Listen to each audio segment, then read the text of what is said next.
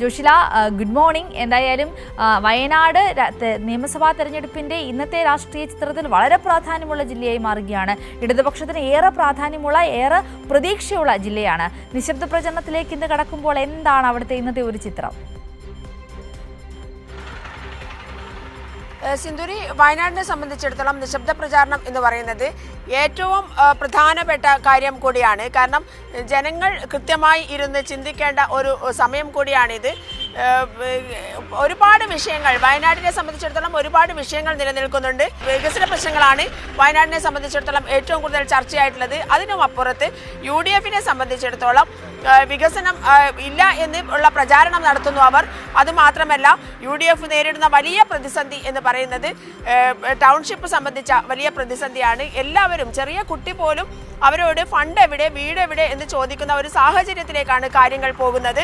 അതിന് ഉത്തരം പറയാനാവാതെ വിഷമിക്കുന്ന കോൺഗ്രസ് നേതൃത്വത്തെയാണ് നമ്മൾ കാണുന്നത്. അതുകൊണ്ട് തന്നെ വയനാട്ടിലെ ജനത, നമുക്കറിയാം, പൊതുവെ വയനാട് എന്ന് പറയുന്നത് ഒരു കോൺഗ്രസിന്റെ അടിത്തറയുള്ള ജില്ല കൂടിയാണ് വയനാട് ജില്ല. അതിനെ മറികടക്കാൻ ഒരുപാട് ചിന്തിക്കേണ്ട കാര്യം കൂടി ജനങ്ങൾക്കുണ്ട് എന്നുള്ളതാണ്. അതുകൊണ്ട് തന്നെ ഇന്നത്തെ ഒരു നിശബ്ദ പ്രചാരണം എന്ന് പറയുന്നത് വലിയ ഒരു മാറ്റം അത് ഉണ്ടാകേണ്ട ഒരു ദിവസം കൂടിയാണ്. എന്തൊക്കെയാണ്, ഏതാണ് ശരി, ഏതാണ് തെറ്റ് എന്ന് കൃത്യമായി ജനങ്ങൾ വിലയിരുത്തേണ്ട ഒരു ദിവസം കൂടിയാണ് ഇന്ന്. എന്നാൽ ജനങ്ങൾക്ക് മുമ്പിലേക്ക് ഒരുപാട് വിഷയങ്ങൾ വന്നുകൊണ്ടിരിക്കുന്ന, ഇന്നലെ വരെ ഒരുപാട് വിഷയങ്ങൾ ജനങ്ങൾക്ക് മുന്നിലേക്ക് വരികയാണ്. ഒന്ന്, ബത്തേരിയിലുള്ള പ്രശ്നം, NM വിജയന്റെ ആത്മഹത്യയുമായി ബന്ധപ്പെട്ട് DCC ട്രഷററായിരുന്ന NM വിജയൻ മകനെ കൊന്ന ശേഷം ആത്മഹത്യ ചെയ്യുന്നു.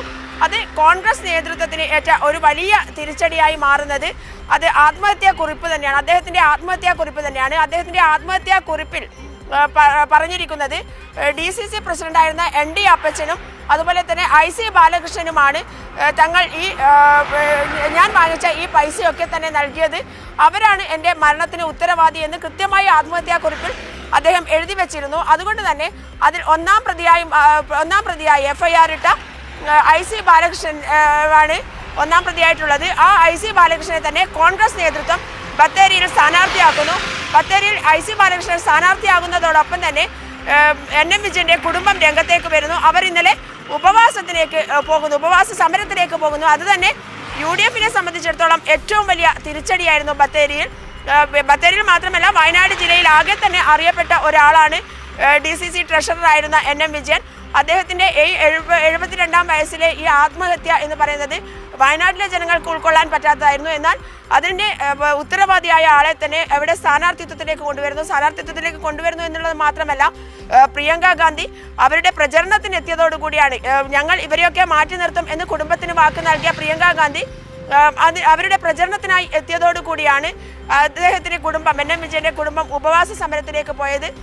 അതുപോലെ തന്നെ ഞാൻ നേരത്തെ സൂചിപ്പിച്ച ടൗൺഷിപ്പിന്റെ വിഷയവുമായി ബന്ധപ്പെട്ട് കുന്നംപറ്റയിൽ കോൺഗ്രസ് എടുത്ത ഭൂമി, ആ ഭൂമിക്ക് 5 കോടി രൂപ ആദ്യം KPCC പ്രസിഡന്റ് പറഞ്ഞു. പിന്നീട് അതിൻ്റെ രേഖകളടക്കം വാർത്തകളായപ്പോഴാണ് 2.4 ലക്ഷം രൂപ മാത്രമേ 2.1 ലക്ഷം രൂപ മാത്രമേ ആയിട്ടുള്ളൂ എന്നുള്ള രീതിയിലേക്ക് അവർ വീണ്ടും മാറ്റി പറയുന്ന അവസ്ഥയിലേക്ക് കാര്യങ്ങൾ പോകുന്നത്. കോൺഗ്രസ് നേതൃത്വം ഇങ്ങനെ പലതവണ വീട് പണി തുടങ്ങി എന്ന് പ്രതിപക്ഷ നേതാവ് പറയുന്നു. കുന്നംപറ്റയിൽ അങ്ങനെ വീട് പണി തുടങ്ങിയിട്ടില്ല എന്നുള്ളത് കാര്യം പൊളിച്ചെഴുതുന്നു. ഇതൊക്കെ തന്നെ വലിയ പ്രതിസന്ധിയായി കോൺഗ്രസിലുള്ള വിശ്വാസം തകർക്കുന്ന രീതിയിലേക്ക് വയനാട്ടിൽ മാത്രമല്ല കേരളത്തിലാകെ ഇതൊരു വലിയ വിഷയമായി കോൺഗ്രസിനെ സംബന്ധിച്ചിടത്തോളം പോകുന്നു, അല്ലെങ്കിൽ UDF-നെ സംബന്ധിച്ചിടത്തോളം പോകുന്നു എന്നുള്ളതാണ്. അതേസമയം തന്നെ സർക്കാരിൻ്റെ വികസനം അത് വലിയ ചർച്ചയായി മാറുന്നു, നല്ല രീതിയിൽ പോസിറ്റീവ് ചർച്ചയായി മാറുന്നു എന്നുള്ളതും കൂടി നിലനിൽക്കുന്നുണ്ട്.